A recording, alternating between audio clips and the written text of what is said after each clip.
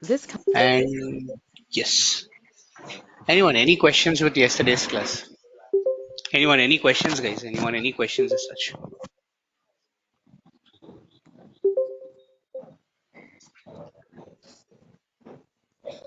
Anyone, any questions that I can take before we can get started? Any questions as such? Anyone, anything? Go ahead, please. Just a second, I'll start the recording. I think, yeah, I'm starting. Yeah, good. Good, please. In for loop, sorry. Yes. You want an example with greater than? Yeah, I will do the for loop today. Like, we'll do the for loop again today, not a problem. Yes, anyone, any more questions?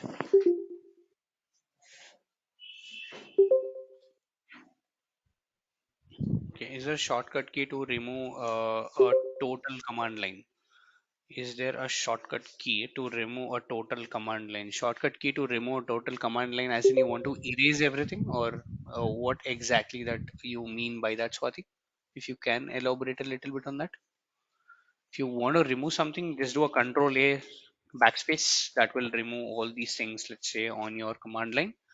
And if you're talking about this one, it's a CLS clear screen to remove all these things out here. Okay, and I'll keep the online class on mute. Please use the chat box to, let's say, communicate with this one. And I'll also unmute you all when we have the Q&A session. All right, so this is where we are. This is what we're doing. And let's get started with this again. To just do a recap of a couple of things, we were doing something called as write host to write an output. So if I want to write an output something like hello world, I'll give a space, give quotes, inside which I'll say hello world. And after that, we've been doing something called read host. So write host is for output, read host is for input. So output versus input parameters out here. When I'm saying read host out here, I can say, what's your name? And I can give, let's say, an entire name out here. It will read from me. Then we were telling how to do comments and how to comment multiple lines. Again, it's a single comment here. If you look at multiple lines here, it's like this one.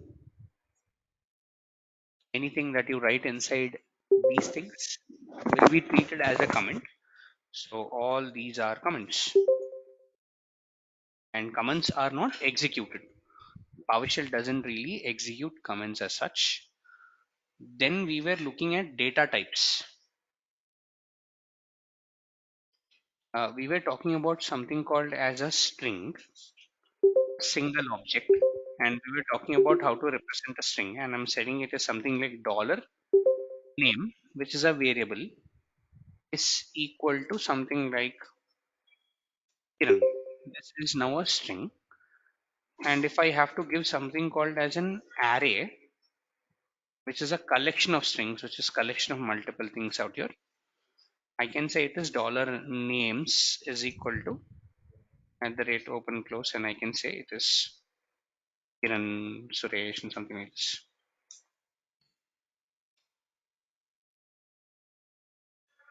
And if I want to now do a write host statement on top of the array, then I'm telling you need to iterate over the array. You need to, let's say, do some kind of an iteration. And that's where we were looking at for loops and for each loop. Syntax here is something like for each, the condition, and I'll say something like for each x in names. Can be anything. This can be x, y, z, a, b, c, whatever is some temporary variable. And I can say something like do a write host statement inside my for each loop because I need that particular statement to be executed multiple times. So this is what I did. I said write host. I said my name is dollar x. This is now what it will become because I am now iterating over this particular value called dollar x out here. And if I execute this out, sorry, yes, go ahead. If you do a read, what will happen is this: in this right place, If I say a read, it's telling my name is Kiran, enter something. Say what to enter. My name is Suresh, enter something. It will iterate three times, but it won't give you the output. It will take the input from you. This is not the intention that I had. The intention was to write something here. So that's the reason I'm doing a write host. So instead of that, if you do a read host, it will take an input, ask you for an input out here. So just change this out to write host statement out here. So write host, and it is telling my name is $X, and here $X will become Kiran for the first time, Suresh for the second time, Mahesh for the third time, or whatever name that you give. Write host will act in that way. You can achieve the same thing using a for loop also. This is what I was telling. This is where we were, wherein I was telling that you can do for loop also. But in a for loop, you will have to, let's say, make use of a concept called indexing. Yes, exactly. Index of the array. Wherein names 0 is Kiran, names 1 is Suresh, names 2 is Mahesh. This is the index position values of it. So let's look at the for loop at a very basic level, and let's again understand the conditions of for loop, different conditions of for loop, and let's start using them. So this is what is the condition. You need something called for. You need to tell for open close the condition out here and the statement you want to execute. This is the syntax, or this is the skeleton of a for loop, inside which I will start with something called $I.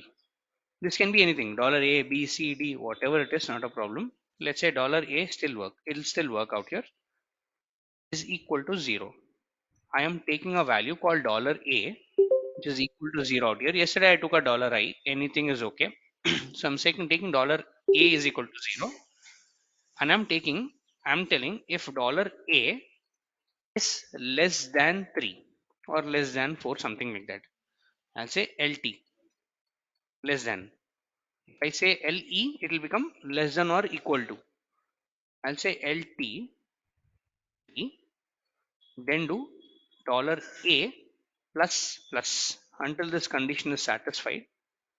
Increment the value of A, meaning if A is less than 3, A is 0, it's less than 3, yes, great, I'll go inside this loop. So how PowerShell works is something like this. I'll say write host value of A is $A out here. So what will happen here is this. This is how PowerShell is now going to work. First, it will look for this particular condition. It'll tell, okay, fine, $A is 0. So I'll say A is equal to 0. Great. It's now checking, is A less than 3? Oh, yes, 0 is definitely less than 3. So it will come inside the loop. It will say, okay, fine, A is less than 3. So it will now say the value of A is what? 0. Next time, what it will do is that PowerShell will now go ahead and understand, okay, fine, I'll increment the value. For the second time, I'll go ahead, add, let's say, A plus plus out here.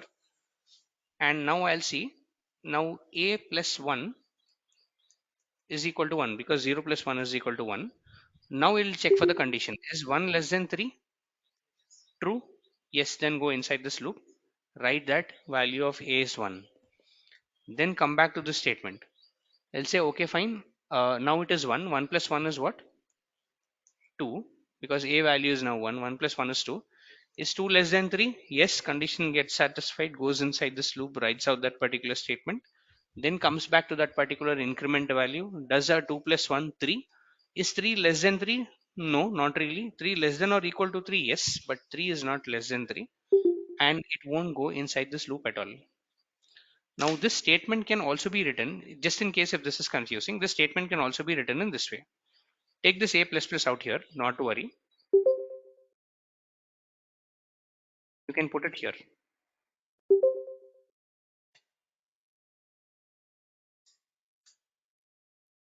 Put it here, telling it is $A++.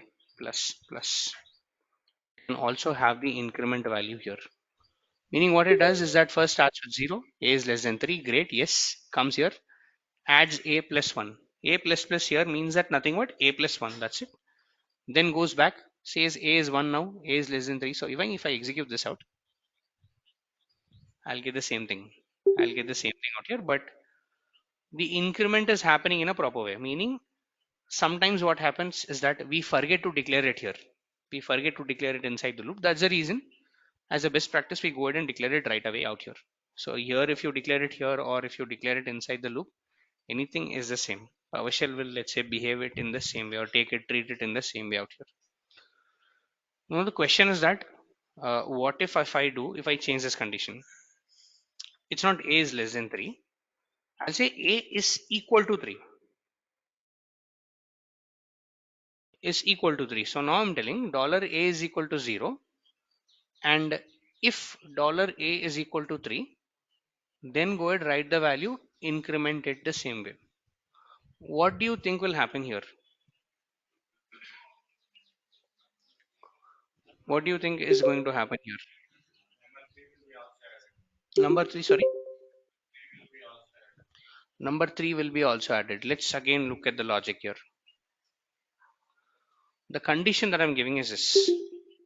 I'm saying A is equal to 0, and I'm saying if A is equal to 3, or simply A is equal to 3, then I'm asking PowerShell to go inside and write this particular statement and then add 1 to that particular 3. Now what do you think is going to happen in this way? If I give this condition, what do you think will happen here? Sorry, 4, 5, 6, 7. Let's look at that.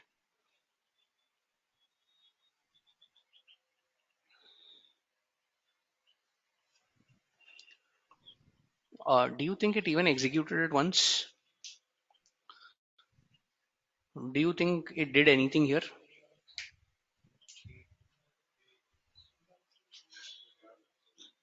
Anything here? Nothing.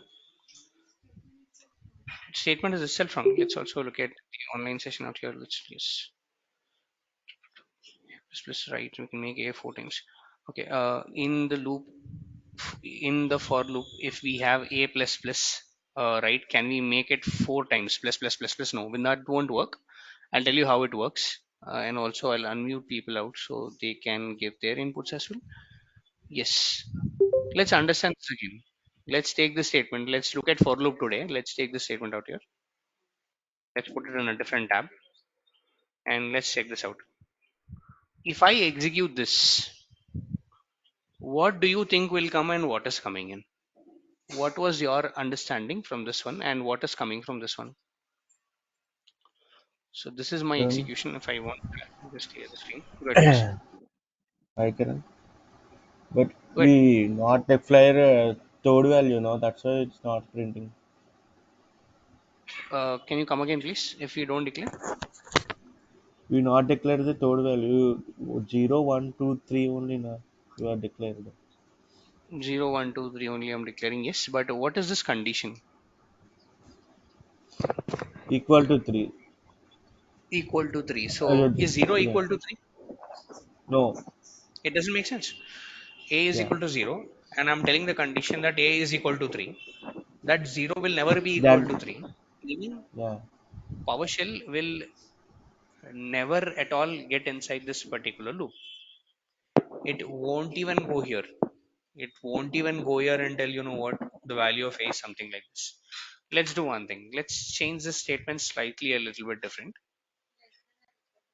Less than or equal to 3. Yes, if I do a less than or equal to 3 and if I execute this out,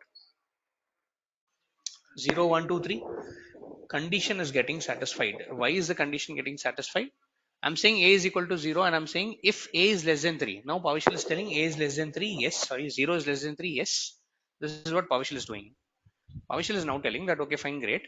You are telling me or you are giving me a condition telling that the value of A is equal to 0 and A is less than 3, or in a very simple terminology, A is less than 3. 0 is less than 3. Yes. So I will go inside and I will write this telling that value of A is 0. After I write it, what am I doing? I'm saying A plus plus is nothing but A plus 1. So 0 plus 1. I'm telling now the value of A is 1. Is 1 less than 3? Yes, I written a statement. Is 2 less than or equal to 3? Yes. Is 3 less than or equal to 3? Yes. I've written the statement. I've written the statement once again out here. So this is how I'm doing. Let's do one more thing. Let's understand one more condition. What if I do a greater than 3? Not possible. Condition will never get satisfied here because A is less than 3. Sorry, A will always and always be less than 3 because A value is 0, right? So if I give this one and I'll just say CLS, I'll execute this once again. Condition is never, this condition will never get satisfied. That particular loop will never go inside it. Yes, A is equal to 4 condition will be satisfied. Now what will happen if I do this? What do you think will happen if I do this? A is equal to 4. So I said A is equal to 4. The number of loops, infinite Continuously loop. execute. Infinite loop. Exactly. Infinite loop here. It will go on and on. And if you leave your computer, it will even run for the next 30 days. It'll be like that. Yes, go ahead, please. Yes. Dollar a minus one. Again, minus one will not really work in that way. Meaning minus one will not really work in that way. So, for example, if you want to do that, what you have to do is that if you want to give a minus value, you cannot take a minus one. What you have to tell is that dollar a is equal to dollar. Sorry, dollar a. Where is the dollar? Dollar a minus one. Decremental values. Telling dollar a is equal to dollar a minus one. And if you do this one,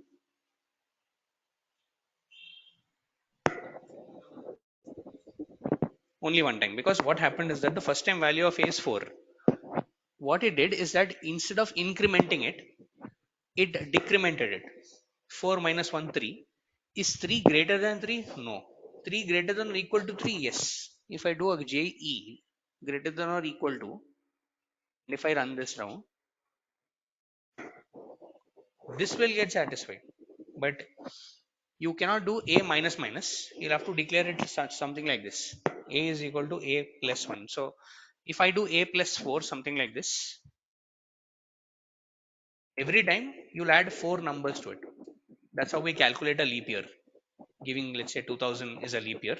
If I want to, let's say, understand what are all the leap years after that, I'll just add 4 to it and show and see what, let's say, how the leap years are coming in. So if I do this, every time 4 is getting added out here. So let's stop this out again. 88, 92, 84, and etc. Every time 4 is getting added out here. This is called as an infinite loop. This is now called as an infinite loop out here. Let's say you want an infinite loop. Let's say for an argument purpose, I'll tell that you want an infinite loop. Let's say this is a plus plus again. Let's come back to a plus plus. Now my concern or what I want to do is something like this. I want this loop to go on for, let's say, something like 1000. I want all the numbers from 4 to 1000. I want to print out all these things out. After the 1000, I want the loop to break. What I can do is that inside the for loop, I can say if. I can give an if condition and I can say if dollar a is equal to 1000, and I'll say break. I can introduce a circuit breaker. This is called a circuit breaker logic.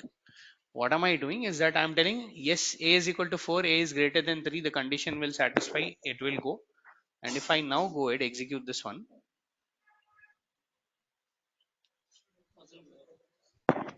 999 telling equal to 0. So when it went to 1000, it's saying okay fine, it's equal to 1000. I'll break that particular loop out here. It's known as a circuit breaker out here, using something called as an if loop. This is now called as the if loop out here, and I've introduced this loop inside the for loop. So for loop is from year to year, inside which I introduce something called as the if loop out here. Just now my own circuit breaker logic again. This condition matters a lot. Where do you introduce a greater than? Where do you introduce a less than? Based upon that, your logics also change. Based upon these conditions, your logics also change. So what I want you all to do is play around with this for loop, for each loop. Play around with it. See, give different conditions out here. You have multiple conditions like if you sorry equal to, not equal to, greater than, less than, like, not like, contains. We have a lot of things out here. What you need to do is just go here and I'll give you a documentation telling operators in PowerShell. Let's look at this. All about operators. Just scroll down and let's see this. Where is that equal to? Let's do one thing. Let's do something called less than or equals to PowerShell. It's comparison operators. It's not general operators. It's comparison operators wherein you have all these things equal to and not equal to. How do you, let's say, equate it out? Then scroll down. You have multiple things out here. Greater than, equal to, less than or equal to. How to use it also. The documentation also tells you how to use this out. Just scroll down. Matching operators like, not like, match, not match, and etc. Like, not like, match, not match. How do you use this and all these things? So the documentation is elaborate, and you have also replace and all that stuff. So I'll just send this documentation across to folks online. Please use the WhatsApp channel. Send this link across in the WhatsApp channel so that people offline can also use this, or just go to Google and say about comparison operators PowerShell. This will also, let's say, give you the same documentation as such, called about comparison operators and PowerShell out here. Just do a Google search about comparison operators. This will give you the entire documentation of what are the operators: match, replacement, containment, type, and all that stuff. This will give you all these things out here. Yes. Any questions till here? Anyone? Any questions till here? I Good, please. I want to negative values with output. How to get? I'm sorry. Can you come again, please? I want negative values, minus values in output. Again, it only supports whole numbers. You cannot have minus numbers out here. PowerShell or any programmatic language as such supports whole numbers. You cannot really have minus integers. You cannot have integers out here. It only does Okay, whole numbers out here, 0 to something. okay, thank you. Yes. Any more questions, guys?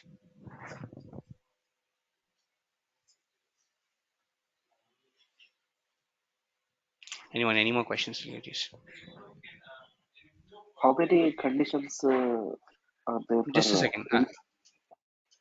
Just a second. I'll come back to your question. Just a second. Yes, someone offline had a question. Sorry. In if loop, can you do the equal symbol? You can do an equal symbol. Not suggested though. You can do equal. You can do, let's say, something like equal to. It's not suggested. It's always suggested to have an operator here, like equal to. Instead of writing equal to, I mean equals, I'm doing an hyphen EQ out here. You can do that. You can still go and say dollar $a is equal to 1,000. You can do that. Not a suggested way though. Yes, someone, you had a question. In Sorry, this code can be implemented in Java. Can you come again with your question? Sorry. Java, yes. Any programming you take, C, C, C++, C Sharp, Java, Python, Ruby, Golang, anything, you'll have the same logic again. The syntax changes. For again has the same syntax everywhere. The syntax changes a little bit in, let's say, the programming versus scripting, meaning you cannot do a write host in Java. You'll have to, let's say, write your own logic there. So you cannot do a write host in Java. That is something that you can replace and do the same thing out there. Yes, someone online had a question. I'm sorry.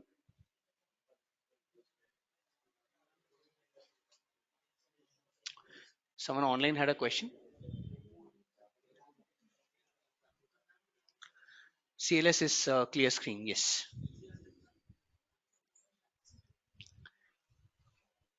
Okay, then the question here is that, okay, let's unmute the mics. The question here is that then why should I use a for loop? I have a for each loop also. See, for loop and for each loop are doing the same thing. They're incrementing over something. Then why should I use a for loop here? Because if I want to use a for loop, this is also something that I can use. I can say for, I'll say dollar I is equal to 0. I'll say dollar I is less than 3, and I can give a bracket telling that okay, fine, write host. My name is dollar of dollar names and indexing using dollar I, and then I can do an I plus plus. Same thing what I did earlier. Instead of writing value of A, I am telling indexing out this one, or indexing of that particular array. And if I execute this out, and now if I run my loop again,